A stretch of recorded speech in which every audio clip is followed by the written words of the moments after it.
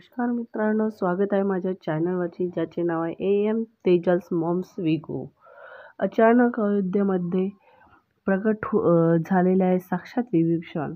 नजारा पाहून नतमस्तक झालेली आहे पोलीससुद्धा। साक्षात पोहोचे विभीषण की बडा चमत्कार। जेव्हा अचानक विभीषण अयोध्येला प्रकट झाले, कलियुगात असा चमत्कार पाहून सर्वांचे होश उडाले। प्राणप्रतिष्ठेच्या अगोदर अयोध्येमध्ये अचानक चमत्कार झालेले आहे। यामध्ये गिधाचे पाहणे, भालू दिसणे, नागदेवता प्रकट होणे, जमिनीतून सरयू नदी प्रकट होणे, पण या चमत्काराला आतापर्यंत सर्वात मोठा चमत्कार मानलेला आहे, ज्याची सच्चाई पाहून आपण आपल्या पायाखालची जमीन अगदी खिचून जाईल। शेवटी काय आहे सच्चाई? खरंच लंकेचा राजा विभीषण आपल्या मित्राला रामलल्लाला भेटायला आले असेल काय? विभीषण आजही जीवित आहे असे अनेक रहस्य भरलेले आहेत। आजच्या या व्हिडिओमध्ये सुरुवात करण्याच्या पहिले अगर तुम्ही सच्चे नासनी असेल तर राम मंदिर बनलेले पाहून खुश असाल तर या व्हिडिओला लाईक करा आणि कमेंट बॉक्समध्ये लिहा जय श्रीराम। अयोध्येमध्ये राम मंदिर प्राणप्रतिष्ठेचे तयार धूमधडाक्यामध्ये चालू आहे।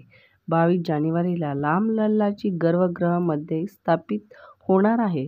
प्रत्येक रामभक्ताला या दिवसाचा लंब्या समयपासून वाट पाहत होते। अयोध्येमध्ये 12 जानेवारीपासून 25 मार्चपर्यंत अनेक खास कार्यक्रमांचे आयोजन सुद्धा केले जाणार आहेत। यामध्ये मंदिराच्या गर्भनिर्माण काम 24 घंटे चालू आहे। 22 जानेवारी राम मंदिरामध्ये रामलल्लाची प्राणप्रतिष्ठा होणार आहे। कोणालाही मंदिरामध्ये भगवान राम प्रतिष्ठेचे खूप महत्त्व असते। मूर्तीची प्राणप्रतिष्ठा बिना भगवान पूजन अधुरे मानले जाते। समोर पाहताच आहोत विभीषण कसे रामामध्ये प्रगट झाले। सनातन धर्मात कोणत्याही मूर्तीची प्राणप्रतिष्ठा खूप महत्त्वपूर्ण मानली जाते। प्राणप्रतिष्ठा मूर्ती स्थापनेच्या वेळी कोणत्याही प्रतिमेच्या रूपामध्ये त्या मूर्तीला जीवित विधी प्राणप्रतिष्ठा म्हटले जाते। प्राण या शब्दाचा अर्थ लंकेवर रामजींनी अस्तित्व गाजविले होते तेव्हा त्यांच्या सोबतच विभीषण सुद्धा आले होते आणि अनेक दिवस ते अयोध्यामध्ये वास्तव्य होते। त्यानंतर त्यांनी लंकेचे राजसिंहासन सांभाळले आणि लंकेचे राजा बनले। प्रभू श्रीरामची भक्ती त्यांच्यासाठी भाग्यशाली साबित झाली, कारण की जी रामाची शरण म्हणजे जो व्यक्ती रामाला शरण येतो आणि जो व्यक्ती रामाला शरण येत नाही त्याचा विध्वंस निश्चित ठरलेला असतो। पण काय विभीषण आजही जीवित आहे याचा जबाब समोरच्या व्हिडिओमध्ये पाहून पता चालेल।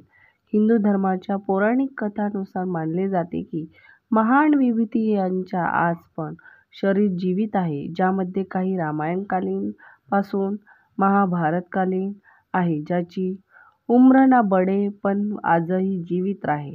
यामध्ये विभीषण आहे, या धर्तीवर आहे, अनंत कालपर्यंत जीवित राहील। पण हे वरदान कुणी दिले हे जाणून घेण्यासाठी भगवान रामाचे अनन्य भक्त विभीषण बाल्य कालापासून धर्मपरायण राहिले।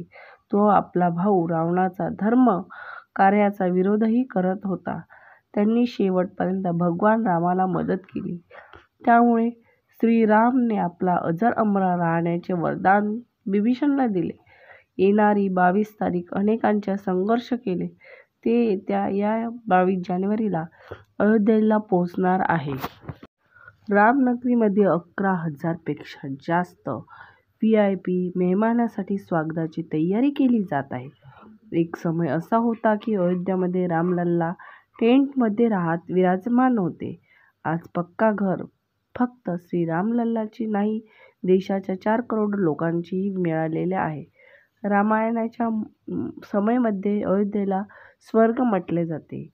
राम मंदिर रामाचे प्राणप्रतिष्ठा अगोदर मोदीजींनी अनेक कार्याचा विकास केला आहे। महर्षी वाल्मिकी इंटरनॅशनल एअरपोर्ट सुद्धा लोकांच्या तोफामध्ये दिले आहे। या एअरपोर्टला भगवान श्रीरामने जोडलेले आहे, ज्याच्या दिवारावर जय श्रीराम लिहिलेले दिसेल। रामलल्लाचा मुख्य द्वार सोन्याने बनलेला आहे। लवकरच राम मंदिराचा आम जनतेसाठी खोलल्या जाईल. व्हिडिओ आपला आवडला असेल तर व्हिडिओला लाईक करा, शेअर करा आणि सबस्क्राईब करायला विसरू नका. तर जय श्रीराम लिहायला सुद्धा विसरू नका. धन्यवाद.